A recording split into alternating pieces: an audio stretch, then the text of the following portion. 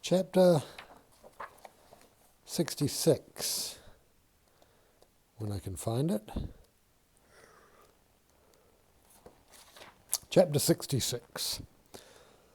Just talk, Stig.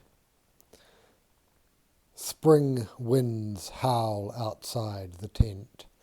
Mrs. Eggslap is in an emerald green sack with Watteau pleats, all disarranged at the moment, as is her hair.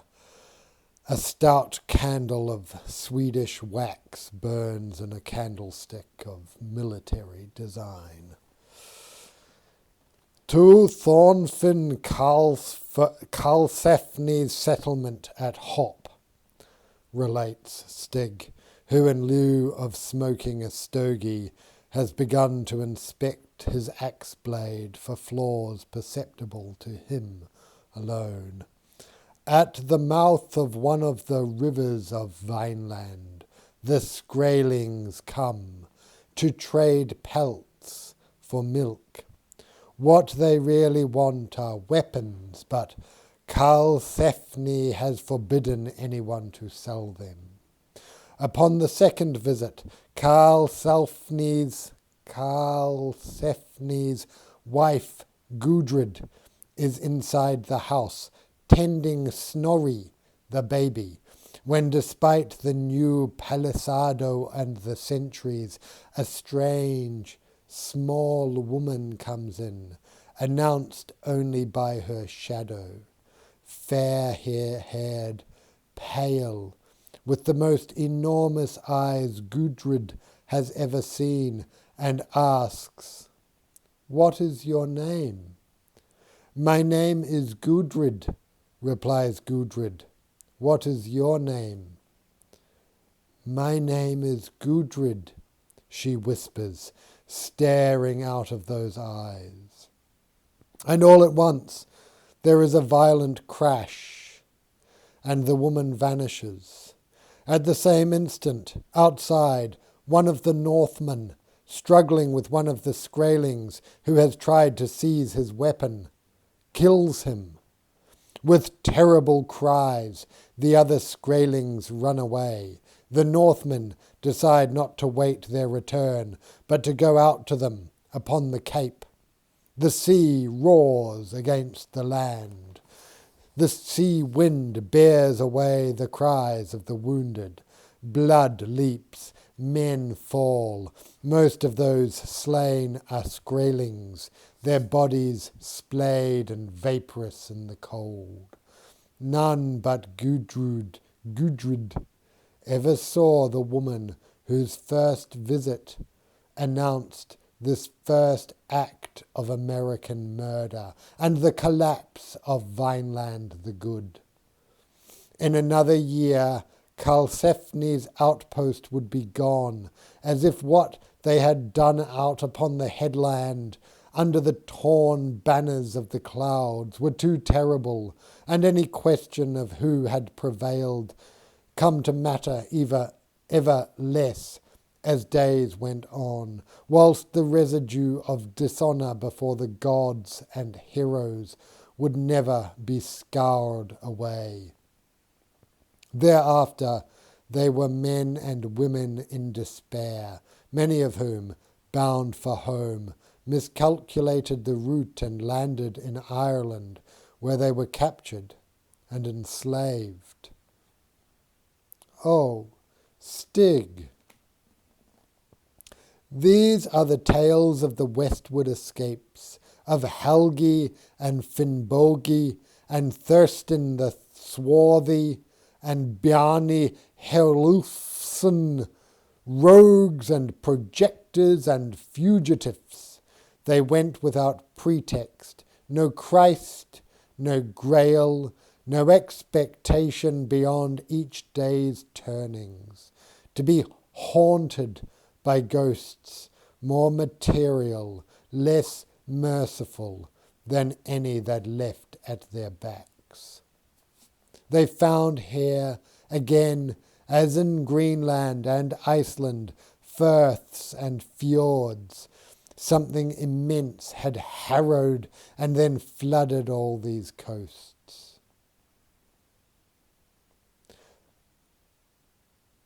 So that's why the Swedes chose to sail between the capes of Delaware?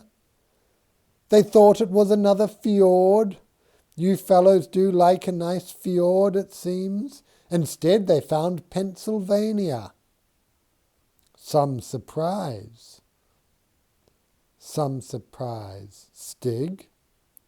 Ja, patience. Do we really need the axe right here, like this? This season, hanging just over the horizon, spreading lightless mantle and pale fingers across the sky, the great ghost of the woods has been whispering to them, though reason suggests the wind. No, no more, no further.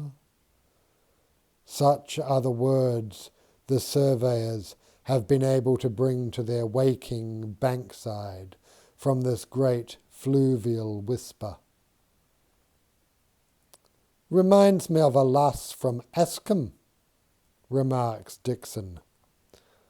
Jointly and severally, they have continued to find regions of panic fear all along the line. Dixon, in the great cave whose gothicity sends his partner into such raptures, but wondering in some fretfulness what might be living in it large enough to need so much space. Whereas 'tis Mason who stands sweating and paralysed before the great death shade of the forest between Savage Mountain and Little Yokio Jenny. A wild waste, he will write, composed of laurel swamps, dark vales of pine through which I believe the sun's rays never penetrated, which evokes from Dixon at his lengthiest, great uncommon lot of trees about. Together they are apt to be come upon at any stretch of the chain, no telling when, by the next unwelcome visitor that waits them. Nor, though nightfall is traditional, will any hour be exempt. This is none of the lesser agents, the white women or black dogs, but the presence itself, unbounded, whose visitations increase in number as the party, for the last time, moves west. One day, having failed to sleep, and as they often did, continue to sleep, through the nightly death of the sun, up instead faces vermillioned, amid the clank and bustle of preparations for the evening mess. Mason and Dixon hear the voice, stirring the tops of trees in a black, swift smear down the mountainside and into the shade, more to plead than to pronounce. You are gone too far from the postmarked west. It is there. Neither surveyor may take any comfort in suspicions of joint insanity. Thank ye, Mason mutters back at it, as if we didn't already know. Myself, I'd love to see the canny old post again, adds Dixon helpfully. They know by now where they are, not only in miles, chains and feet, but respecting as well the dragon of the land, according to which any place beyond the summit of the Alleghenies wherever the water flows west into the continental unknown, lies too far from the countryside where, quietly, unthreatened among the tall grey stalks of the girdled trees, beneath roofs tarred against the rain, the wives knead and flour, and the does rising as a miniature of the great taken breath of the day.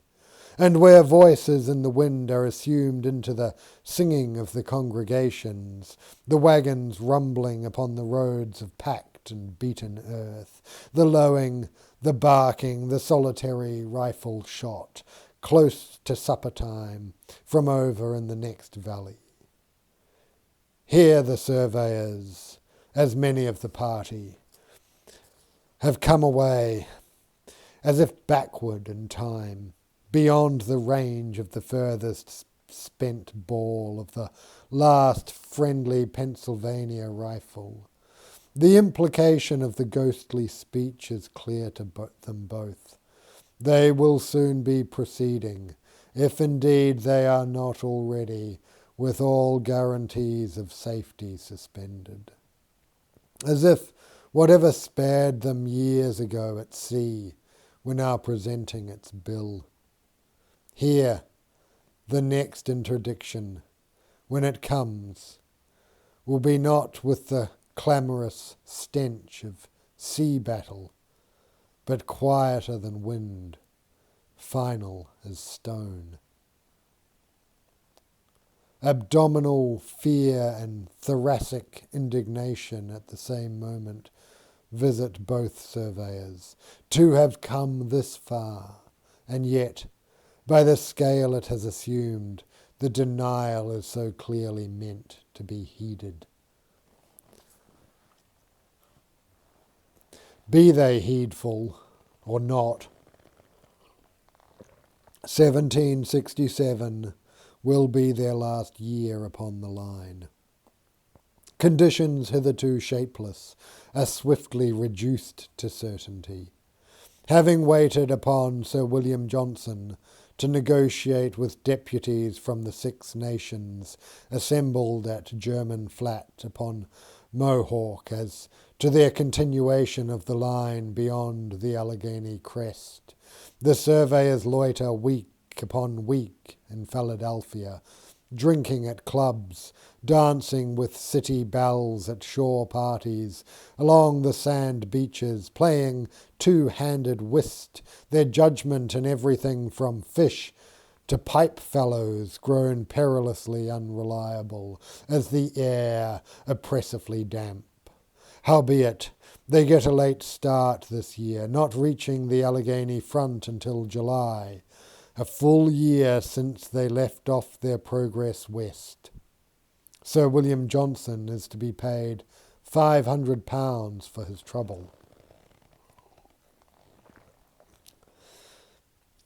Their last spring out, passing by way of Octarara, they find the Redzingers and their neighbours all at a barn raising nearby. A geometric maze of beams, a bang with men in black hats. Louisa waves to Peter, up straddling a lower girt, smiling over at one of the Yoda boys' hardware jokes.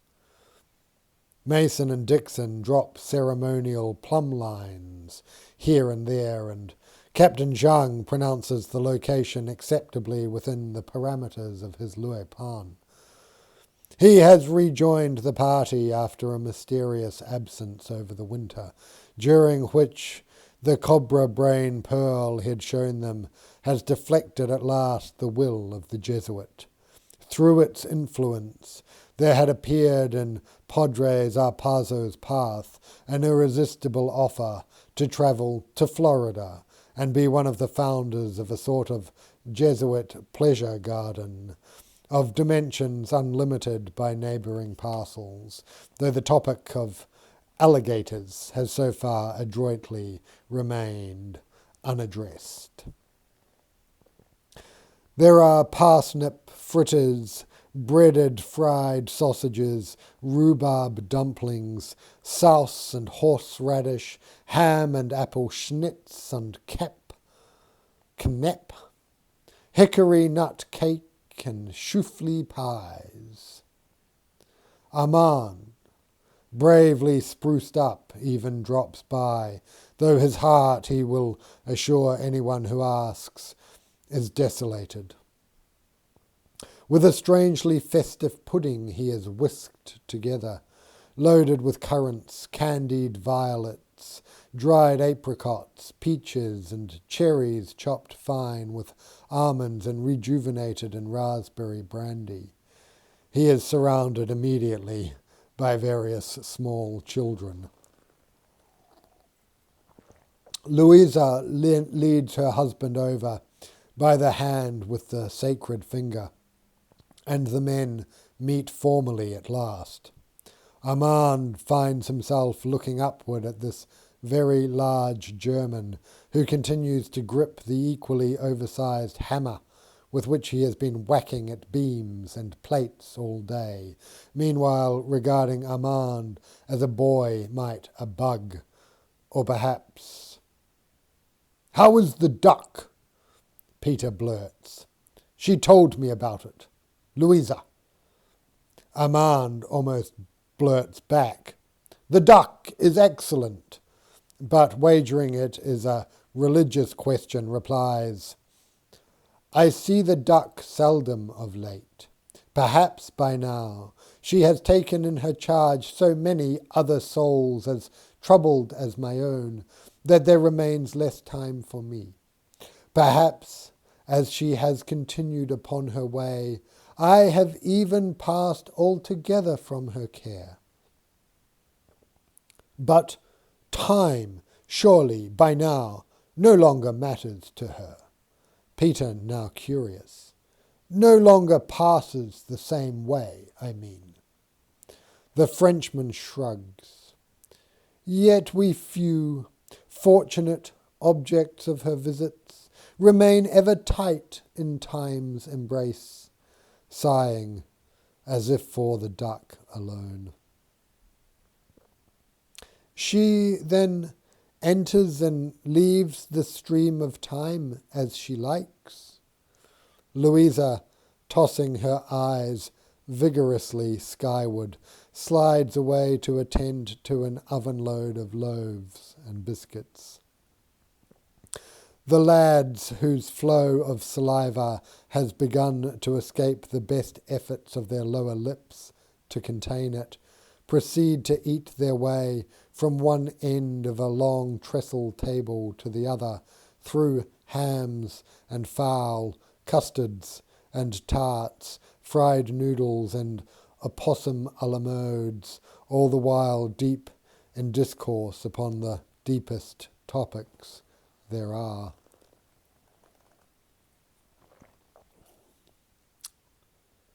The instruments arrive on the 7th of July at Cumberland, thronged and ablare, with skin wearers and cloth wearers ever mingling, Indian and white, French and Spanish.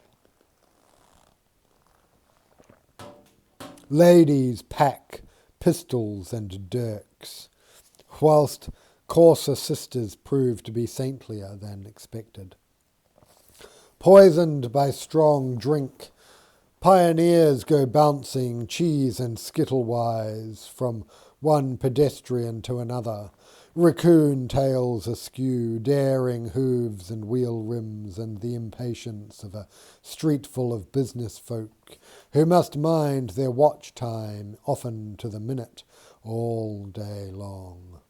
Riflemen sit out on the porches of taverns and jingle their vent picks in time to the music of African slaves, who play upon banjos and drums here far into the night. The place smells of heartwood and animals and smoke. Great wagons with white canopies styled conestogas form up at the western edge of town, an uncommon stir, passionate shouting, herds filling the street, as one by one each machine is brought round, and its team of horses hitched on, proceeding then to the end of a waiting line where all stand, be it snow or summer, patient as cows at milking time.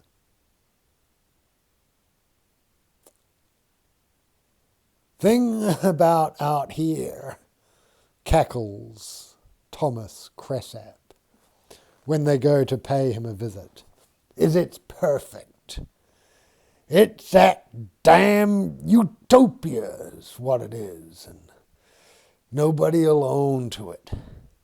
No king, no governor, naught but the sheriff, whose delight is to leave you alone, for as long as you do not actively seek his attention, which he calls fucking with him, as long as you don't fuck with him, he don't fuck with you.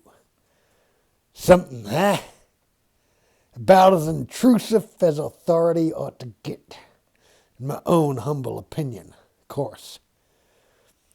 And there's, to be sure, the usual rotten apple among sheriffs, that, excuse me, gents, goddamn Lancaster sheriff, old Smith. We had pitched musket battles with him and his army of Pennite refuse. Of course, back there you probably only heard their side of it. Mr. Sam Smith entertained us with an account at Pitchway 2, perhaps 3 years ago. We sure entertained him that night.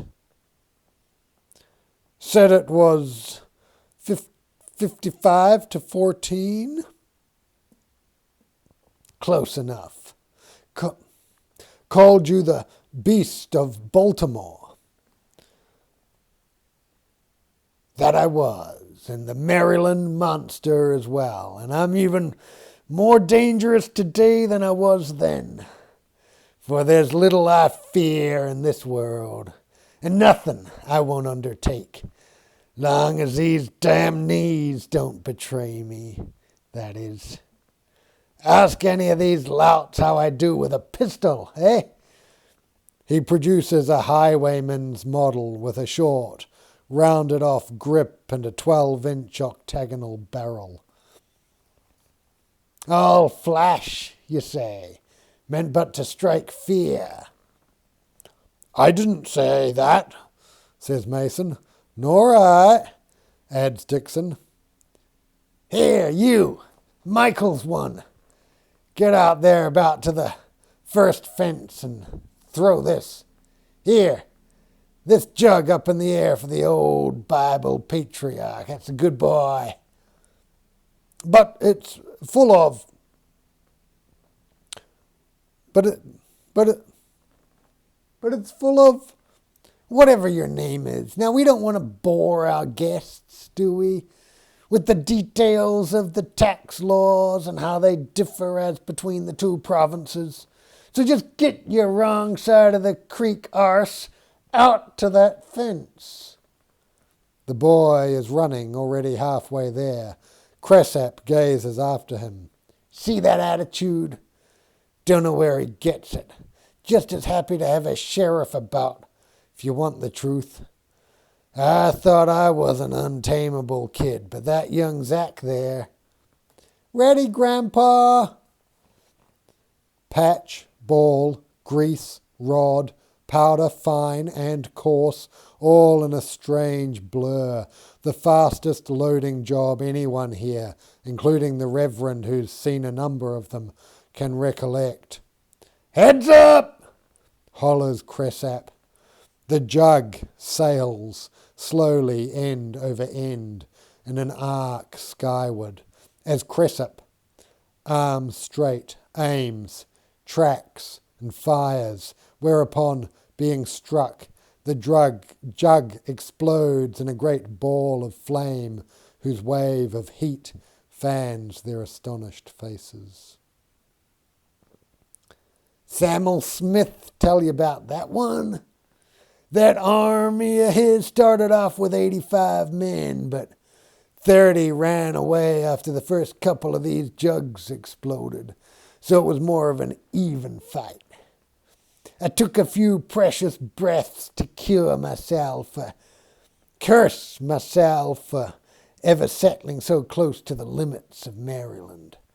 Yet, as I foolishly trusted, south of the 40-degree parallel, and wagering that the real Susquehanna would prove a more potent boundary than any invisible line drawn by astronomers or surveyors. Oh, that's right, you're one of each, ain't you? So sorry. And that surely no sheriff of Lancaster would mount the naval expedition he did. Good. Boats.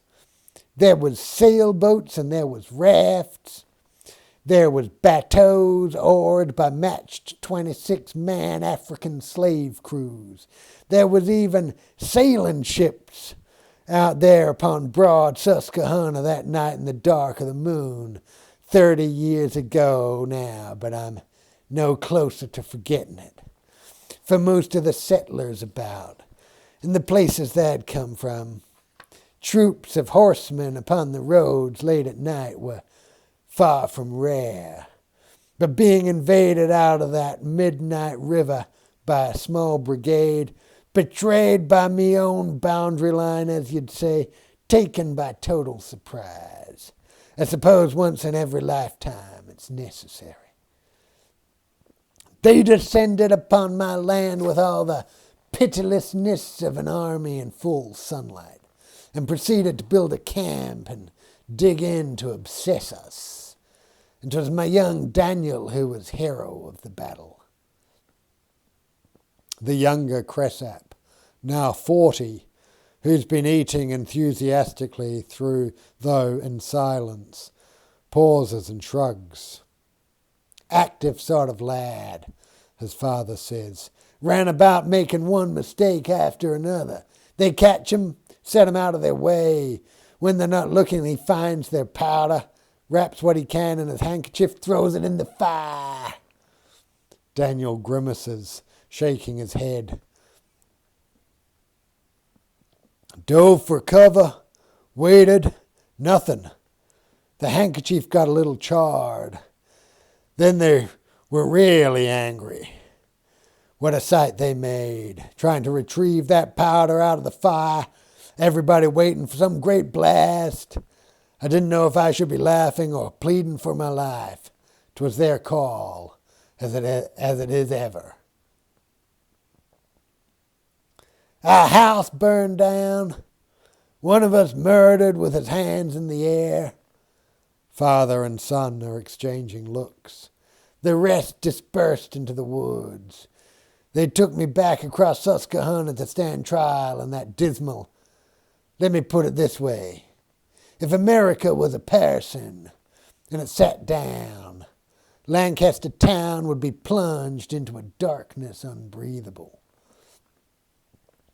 On the way over to the river, I was able to put one of my bold captors in the water, where they all set upon him with oars and rifle stocks, thinking 'twas me. Some of them in their eagerness losing their balance and falling in as well. I couldn't get the ropes off, and I was trying to stay out of the river in this water-borne panic of oxen. To be fair, 'twas vile Sam Smith saved my life. For most of them would as soon tipped me in and let me sink. 'Twas only when we got to Columbia across the river that they placed me in chains, though I did knock the blacksmith cold with him. The shame. A brother immigrant who, more than any other, should have known better than to manacle another such at the bidding of some jumped-up peewit working for the pens. Sirs, that is my side of it. How does it match up with that of Smith, who must have known that sooner or later you'd see me? He seemed not quite as hale as you, Dixon recalls. Can I forgive him his life? I've done with all my crying about that, and howbeit, I was released at last, justice not so much prevailing as injustice, having early exhausted itself, retiring, and leaving it to Providence as to Samuel Smith's capacity for further harm outside of Lancaster County. My family and I removed westward, settling in Antietam, at that time upon the frontier, where by trading honestly enough in skins and furs, we soon found ourselves at the verge of a fortune. Alas, our shipload of pelts, upon which we had borrowed heavily, approaching the channel, was surprised by one of Monsieur's privateers, and like that taken. Our creditors all showed up in a single stern-faced crowd, so many that some were obliged to walk and stand in animal shit. I waved this very high Toby special about and appealed to their shame, but we were all too perilously extended. The seat by Potomac, which at last I had begun to feel was mine, was thereupon seized as pitilessly as our fortune at sea, and we must again reassemble and take up our lives and move west, eventually settling here where Potomac forks and ways converge from all over the compass, and the fort lies less than a day away. Perhaps I'm not meant to govern a great manor, like the scalp-stealing fiend shall be. Perhaps I'm ready for this sort of village life, third time lucky sort of thing. Nor must we ever be moving again. It is Megan, another of Michael's batch, hair all afire, spirited, no respect at all for traditional authority. She knows how to read, and she is reading him Tox's Pennsylvaniad. 'Twas after Braddock fell that times out here got very difficult indeed. Nemacolin and I put that road in years earlier. Chopped damn near every tree. We were the original Mason and Dixon. We cut our visto too narrow for poor Braddock. But who was expecting an army? We went by compass. I felt that cold magic in the needle, sirs. Something very powerful from far beyond this forest. Whose bark I'd never felt the bits of salt. Whose bark had never felt the bits of salt, as Tox puts it so well. As for Nemacolin, I believe that he lived in a world where magic is in daily operation, and the magnetic compass surely is small turnips. What will the Mohawks that are to join us think of our instruments, then? Dixon wonders. They'll be curious. Good idea to satisfy them on all questions, wagering that they may not ask the fatal one. Why are you doing this? If that happens, your only hope is not to react. 'Tis the first step into the quagmire. If you be fortunate enough to emerge, 'twill not be with your previous optimism intact. Why am I doing this? Mason inquires aloud of no one in particular. Damn, that is an intriguing question. I mean, I suppose I could say it's for the money, or to advance our knowledge of... Regard thyself, thou reacting, says Dixon. Just what friend Cressup here said not to do, thou're doing it. Why not? As the Stoic ever says, you might yourself advert to it profitably. What crime am I charged with now? Ever for thou, how convenient. Wait. You're saying I don't take blame when I should? That I'm ever pushing it off onto you? Wasn't I that said it? Dixon's eyebrows headed skyward, nostrils aflare with some last twinkling of geniality. I take the blame when it's my fault, cries Mason. But it's never my fault, and that's not my fault either. Or, to put it another way, aye, tell the pit pony too, why don't the? Children, children, admonishes the patriarch, let us be civil here. Am I not a justice of the... What happened to his accent? Am I not a justice of the peace, after all? Now, which is the husband? This is greeted by rude mirth, including presently Dixon's, though not even a chuckle from Mason, who can only at best stop glowering. This is taken as high hilarity, and the corn continues to pass round, which Mason is obliged to drink, the unglazed rim unwipeably wet from the loose-lipped embraces of mouths that may recently have been anywhere, not excluding, from the look of the company, live elements of the animal kingdom. Dixon, being a grain person, is having a generally cheerier drinking life than Mason, as the further west they go, the more distilled grains and the fewer wines are to be found. Until at last even to mention wine aloud is to be taken for a French spy. At Cumberland, as yet, Mason hasn't dared ask, though if it's to be found anywhere, 'twill be at the market. Every day, Sundays as well, lying spread up to the grey stone revetments, beneath the black guns, the shadows of the bastions, the lookouts curiously astare. Indians from the far interior, with not only furs to trade, but medicinal herbs too, and small gold artefacts.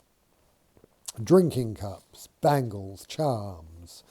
From fabled lands to south and west, upland Virginians come with shoes by the wagon load. Philadelphia mantua makers with stitch-by-stitch copies of the modes of London and Paris. Booksellers from the brick ravines of Frederick, with the latest confessions from Covent Garden, piemen and milkmaids and women of the night.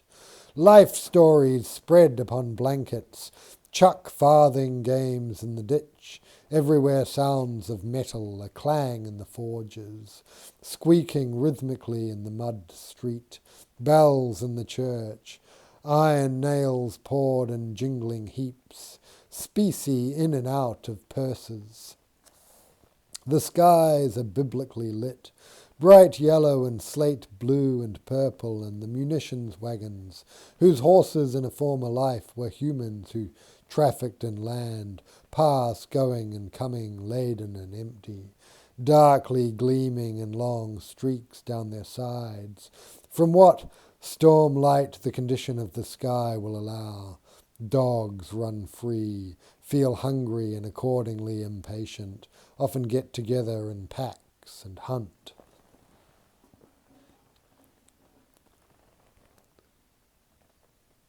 Has no one heard of the black dog in these parts, then? Wonders Dixon. The South Mountain dog. You best step cautious round my snake.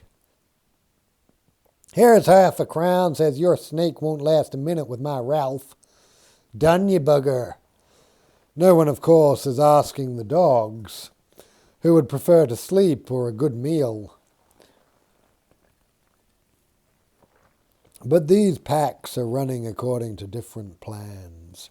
Life here is not quite so indulgent or safe as back east in the brick towns. There you forage for food already dead.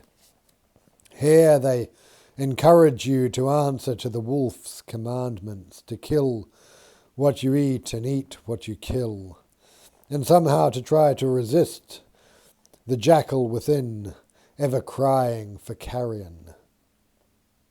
Not all do. At the fort you may always find commissary garbage, tidbits from officers who want favours.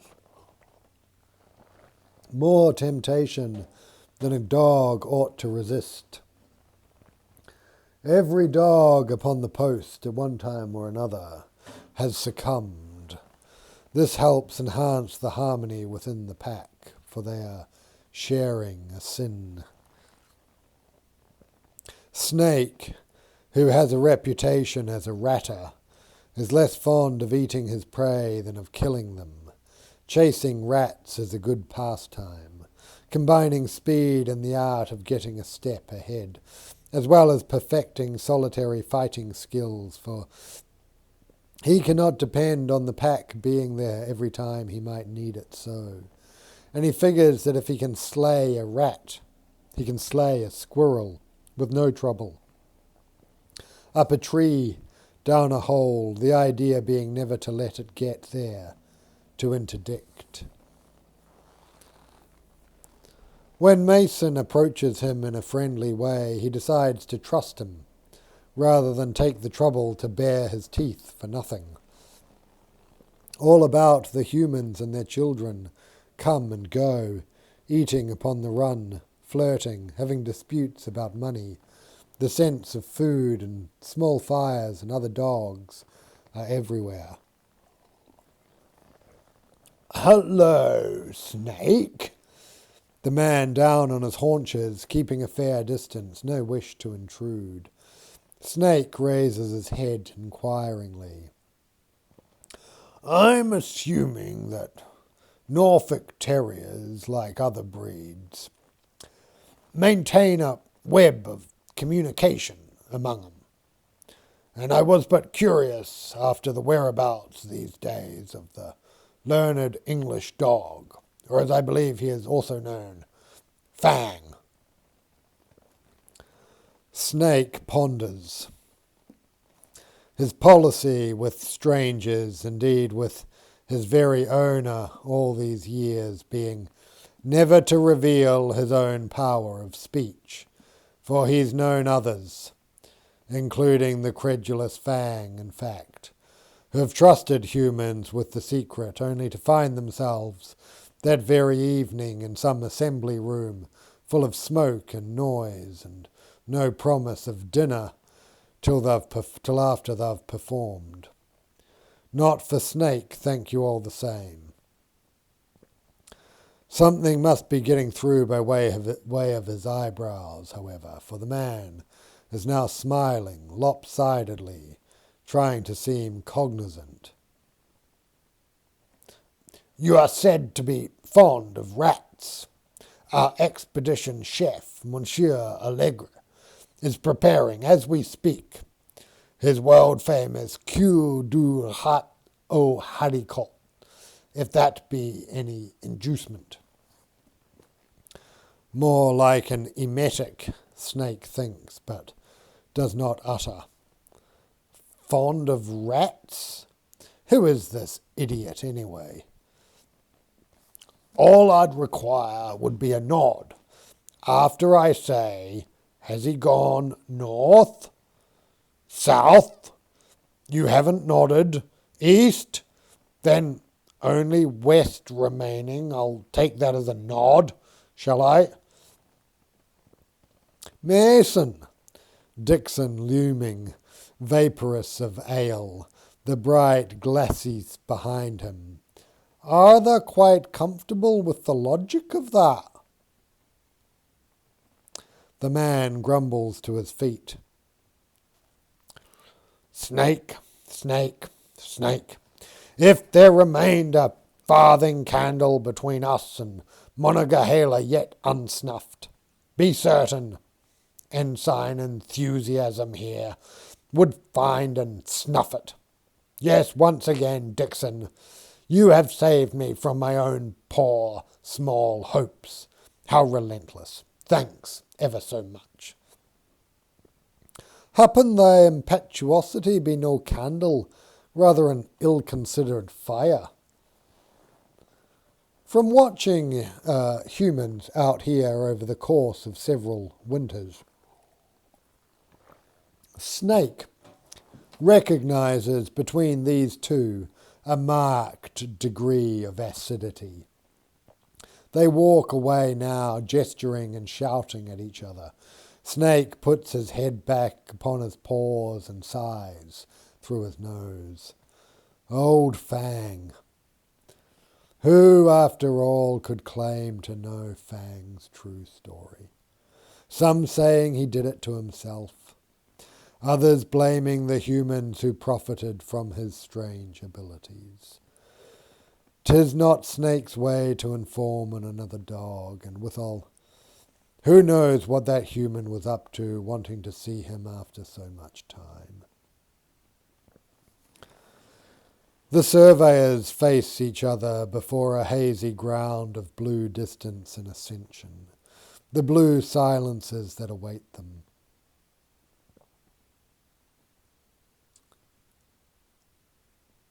I know something is out there that may not happen till we arrive. I am a northern Brit, a semi-Scot, a gnome's intimate. We never err in these things. Gone too far, as usual. When will he learn? Never. I know what thou wish to happen, what thou hope to find. 'Twould be the only thing that could have brought thee to America. And you say you think you can feel? Don't know what it is. Heard of buffalo as easily as light from elsewhere. Something about that impact. You promise you're not just trying to be encouraging in that cherry way you put on and off like a wig. I wouldn't joke about that. Not with thee. With young Hickman, perhaps, or Tom Hines. Who are what? 12? 10? They think they'll live forever. Of course you can all joke about it. The gents locate an ale barrel in the shade. A Virginia boy, 7 or 8 or thereabouts, comes running up to quiz with them. I can show you something no one has ever seen, nor ever will see again. Mason squints and thought, there's no such thing. Ha ha! The lad produces an unopened goober pea shell, exhibiting it to both astronomers before cracking it open to reveal 2 red peanuts within. Something no one has seen. Popping them in his mouth and eating them, and no one will see again. The gents, astonished, for a moment look like a matched pair of goobers themselves.